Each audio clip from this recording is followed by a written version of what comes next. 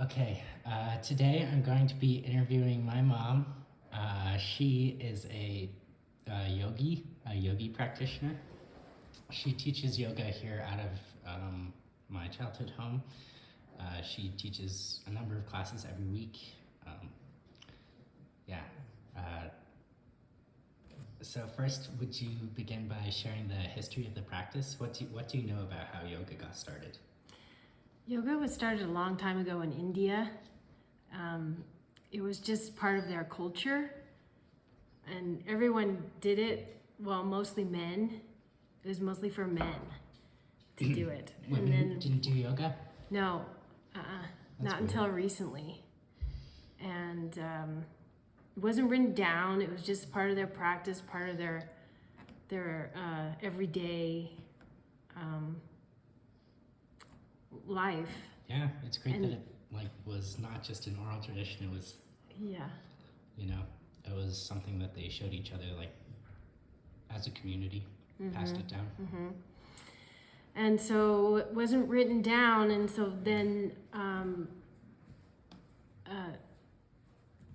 Pattabhi Jois, he was one of the original people who started writing down and compilating all the asanas, the practice, the When was poses. this? I don't have the dates. I'm sorry. Okay, but was this A long time recently or ago. a long It was. time ago? It was like the late 1800s. Okay, yeah. So this side of Christ. Yeah. Yeah.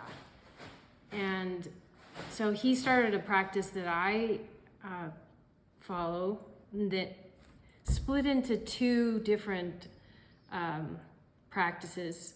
One is Iyengar, which is more about the actual pose itself, the alignment, the balance.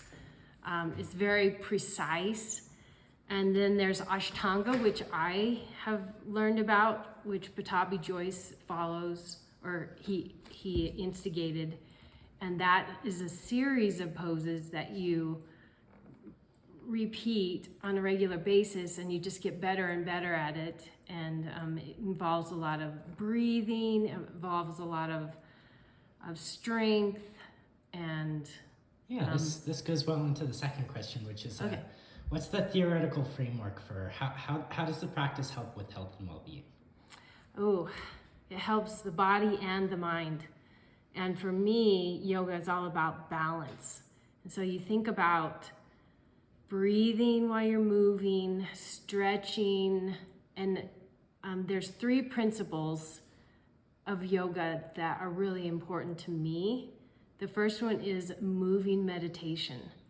And while you're breathing and moving, your mind has to focus on the practice itself, and you can't think about anything else. All you think about is what you're doing. And so you allow your body and your mind to be right here in the present, and that's meditation. Is always just breathing, thinking about your body, all the senses. And so that's the moving meditation. Yoga is for everybody. Everybody can do yoga. So we modify. Do you mean everybody like one word or everybody? Both. Both. You seem like you said it very intentionally. Yes. And that's on purpose because we're all different.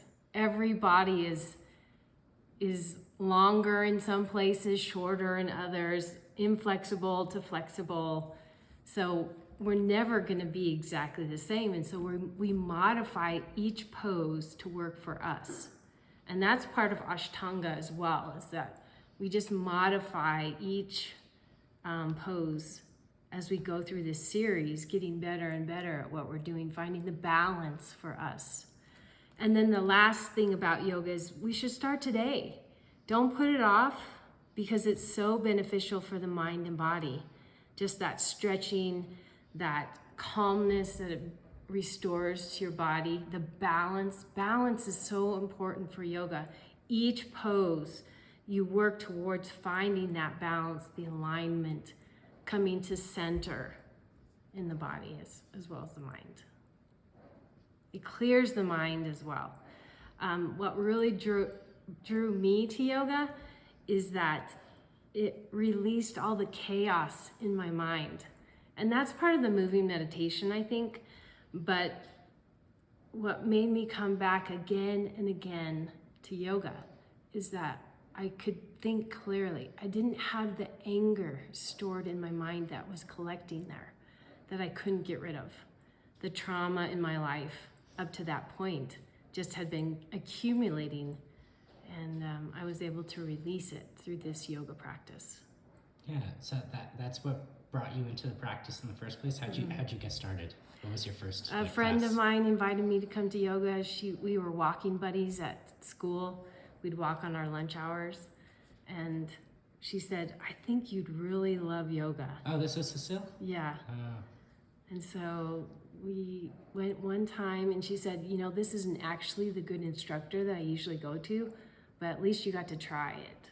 And I really felt the benefits in my body. At that time, I felt the same as I usually did when I got a massage. So I had a little bit of a headache. My body was just like, I could feel the toxins just being released. And so I just wanted to go back because I knew it was beneficial to me. That yoga practice being the same as massage, to just release all the tension. Yeah, I love that. So what training, what training did you have to do, and what sort of certification do you have? What sort of licensing? So I took a teacher training. I started with the 200-hour teacher training, and we went to class. I took a class where we went on the weekends because it was in Albuquerque, far away from where I lived. So I just went down for the weekend and stayed down in Albuquerque. And it was at 3B Yoga, and Wendy Keese is my instructor, and she is great. She's fantastic. How old was I when you were doing these weekends in Albuquerque? You were 18. Okay. Yeah. You had graduated Oh, okay. from right. high school. And so I went down on the weekends, and it took me 6 months of going down on the weekends. To get 200 hours, yeah. To get the 200 hours. And we would do the classes, and we'd have to observe yoga instructors. We'd have to practice as well. We'd have to read books. I read all about the Yoga Sutras, and That's so cool. Yeah. You know the when, philosophies of yoga. very cool. Yeah. And then I took another class during the pandemic online. It was a 300-hour teacher training, so I just got more in depth about the different practices, the different techniques to use, more deeper poses, and more history. Oh, that's super cool. And it was just like informational. It was less practice based. Yeah, we still had to practice. I still had to write like summaries of the sutras and the philosophies, and it was more about the histories. I had to read a couple books about the history of Did they make you yoga. write something about the book? Yeah, Gross. it was this Bhagavad-gita or something like that. Oh, that's It's the Bhagavad Gita. It's like yeah, it's like Buddhist yeah. That's based.